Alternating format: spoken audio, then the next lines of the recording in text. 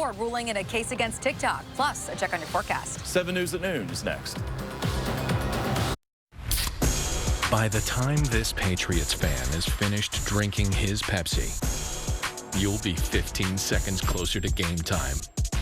Patriots watching. Better with Pepsi. When you holiday the Bob's way, you never have to haggle to get the lowest price for the best features. And that means I've got stylish sofas in multiple colors with Bobapedic seating for just $3.99 each. Dare to compare at Bob's Discount Furniture. I brought in Ensure Max Protein with 30 grams of protein. Those who tried me felt more energy in just 2 weeks. Here, I'll take that. Ensure Max Protein. 30 grams protein, 1 gram sugar, and a protein blend to feed muscles up to 7 hours. Mom, I can't find Mr. Quago. Mom's in York mode right now. She's enjoying yummy dark chocolate and refreshing peppermint. Mama's back. For a thin layer of mint covered in dark chocolate, try York Thins. You are watching the news station. 7 News. This is 7 News at noon. First at noon, we're following breaking news. Boston City Councilor Tanya Fernandez Anderson is facing federal corruption charges. She was arrested by the FBI at her home this morning. Prosecutors say the councilor gave a bonus to an employee, then took a cut of it. The U.S. attorney detailing the charges against her. 7's Steve Cooper live at the federal courthouse with all the breaking details. Coop. So we know that the arrest happened at 6 o'clock this morning in Dorchester, and fast forward to noontime today, and this is where the two-term city councilor is locked up this afternoon, sitting in a cell waiting to appear in court this afternoon. Prosecutors say she pocketed $7,000 in cash from a staff member inside a city hall bathroom. Earlier this morning, the FBI arrested Tanya Fernandez Anderson at her home in Dorchester. Boston City Councilor Tanya Fernandez Anderson cuffed and in custody after FBI agents swooped in at the crack of dawn with an 11-page indictment in tow. We will hold people who abuse their power accountable. A stern message from the U.S. Attorney for Boston outlining in a mid-morning news conference how the 45-year-old city councilor allegedly accepted a $7,000 cash kickback inside a City Hall bathroom last year from one of her staff members who also happens to be a relative of hers. This city councilor is accused of stealing thousands of dollars from the city through not just creative, but criminal accounting. According to the indictment, in 2022, Fernandez Anderson notified a city official she hired the staffer, writing they weren't related. Rules prohibit city councilors from hiring relatives. Prosecutors said the city councilor made a deal with the staffer to pay her money after awarding her a $13,000 bonus. Court documents show texts between the two where the staffer wrote bathroom and Fernandez Anderson texted back ready. When they met inside that bathroom, Ms. Fernandez Anderson put $7,000 in cash in her pocket, the grand jury alleges. Federal officials reaffirming their commitment to root out public corruption at any level. It's like deja vu all over again. Another Boston City councilor is accused of embracing a culture of cashing in at the expense of the public good. Public officials who line their pockets with taxpayer money erode the trust and confidence of the public in the officials who serve them. All right, the city councilor will make her initial court appearance just after 2 o'clock this afternoon here at federal court. So far, no one else has been arrested in connection with this case, but the U.S. attorney emphasizes that their investigation into all this is ongoing and active at the moment. We're live in South Boston this afternoon. Steve Cooper, 7 News. And our breaking news continues with reaction at City Hall. 7's Dan Housley's there. Dan, what are you hearing? Well, not a lot on camera this morning. A lot of the city officials are not here in City Hall this morning. Some who are here are behind closed doors. We did get a reaction from the mayor's office, a statement attributed to Boston Mayor Michelle Wu, who said in part, like any member of the community, Councilor Fernandez Anderson has a right to the fair and legal process, but the serious nature of these charges undermine the public trust and will prevent her from effectively serving the city. I urge Councilor Fernandez Anderson to resign. We also heard from City Councilor Erin Murphy, who said she is disgusted by the charges and said elected officials are entrusted with representing the public honestly and ethically, not abusing their power for personal gain. If these allegations are proven true, she says, I expect swift and appropriate action to be taken to ensure that justice is served and the integrity of our government is preserved. Now, as you would expect, of course, Tanya Fernandez Anderson is not here this morning. There was an online virtual working session of the City Council on police transparency this morning, an issue she would likely be keenly interested in. But, of course, she was not in attendance virtually for that session. And there's a 2 o'clock session this afternoon in the open council chambers. We expect to see an empty chair there because, of course, she has that 2:30 indictment. We're live in City Hall. Dan Housley, 7 News. We want to take a closer look at the case and the charges against Fernandez Anderson. We're joined now by former federal prosecutor Evan Gottlob. Evan, thank you for joining us. Evan, can you start by saying just how serious are these charges? These charges are really serious. Just as the U.S. Attorney said, these public officials have the trust of the public, and the councilwoman took a payment from one of her employees in a bathroom. So how can the public really trust her to represent them in this situation? Can you tell us, what this could mean for a possible punishment if it gets to that point?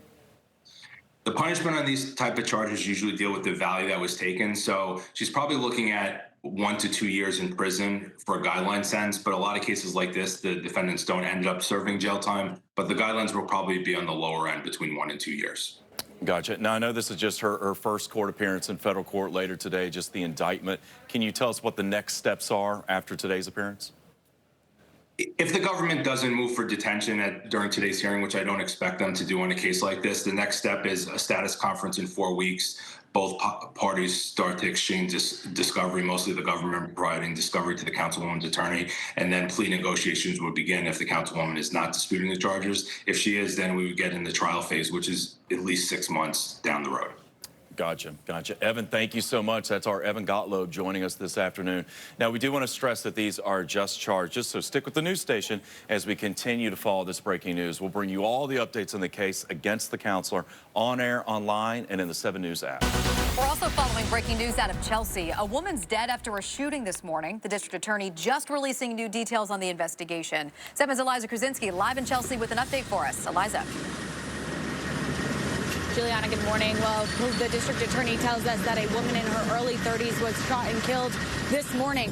Still a very active investigation here. Now police are looking for the gunman. Police say several witnesses saw the shooting. It happened around 8:45 at the crosswalk outside of a hotel on Marginal Street and Central Avenue. The victim was brought to Mass General Hospital, where she later died.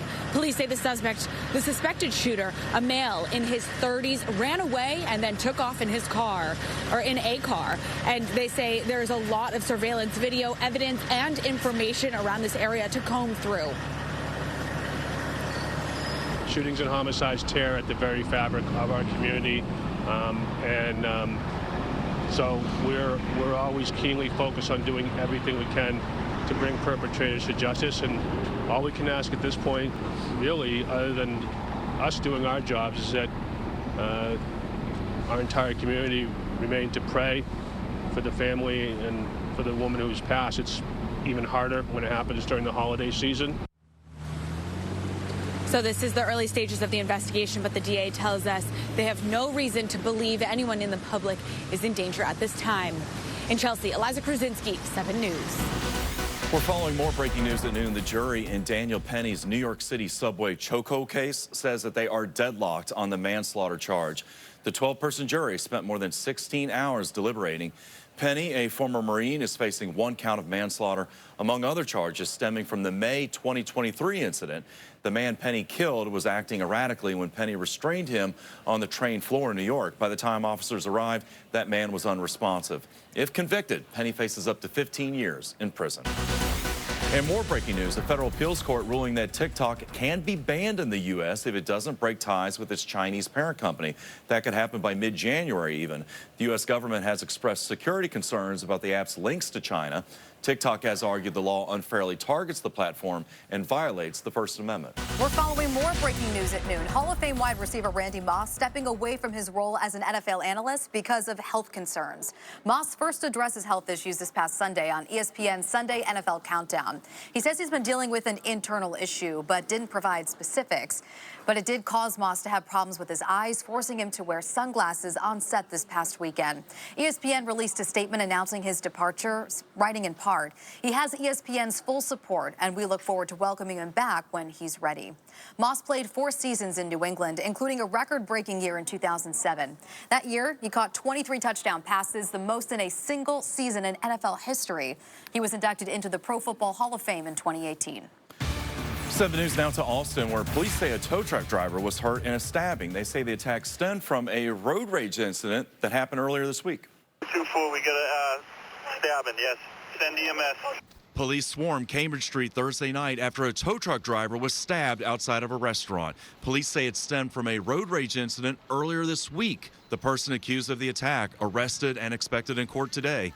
It was around 6 o'clock when the manager of the Lone Star Taco Bar says she saw the victim on the ground next to his truck with a stab wound. She immediately called 911. Okay, confirmed stabbing, tourniquet going to work, EMS. The Brighton Towing Company says the victim is one of their employees. Witnesses say it did not appear that the tow truck driver was in the process of towing a vehicle when the stabbing happened.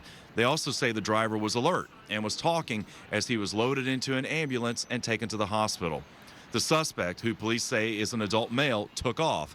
He was later arrested after police say their vehicle was spotted on Sturrow Drive by a state trooper. We are expecting to hear more about this road rage incident that led to the attack when the suspect is in court. The Franklin Park Zoo in Dorchester mourning the loss of one of its beloved gorillas. 38-year-old Kit has died.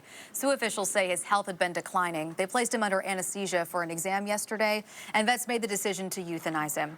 Kit had lived at the Franklin Park Zoo since 1998. He had 5 offspring with his mate Kiki.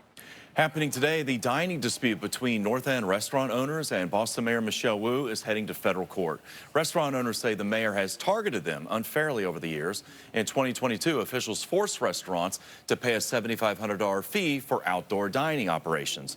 Well, that's more than other city neighborhoods. The next year, the city banned on-street dining completely. The city argues that narrow streets, heavy foot traffic, and noise concerns are the reasons for the ban on the North End, not anti-Italian bias. The Green Line shut down for what is expected to be a final time this year. Service now suspended from Park Street to Union Square and Medford Tufts stops. The suspension will last through December 20th. Commuters can take shuttle buses between Medford Tufts and North Station. Meantime, officials urge riders to take the Orange Line between North Station and Park Street. The T says that after these repairs, the entire subway system will be slow zone free. Well, coming up on 7 News at noon, Anita Native stuck in space says she's finding ways to stay busy. Sunny Williams speaking with local students about her time at the International Space Station. Back to the sunshine today and into the day tomorrow, both today and tomorrow. Pretty cold, especially with the wind. We'll talk about it next. And we're staying on top of breaking news at noon. Federal prosecutors charging Boston City Councilor Tanya Fernandez Anderson with corruption. She was arrested at her home this morning. And more breaking news, a woman has been shot and killed in Chelsea. A number of detectives are still on the scene. Stay with the news station for the latest updates.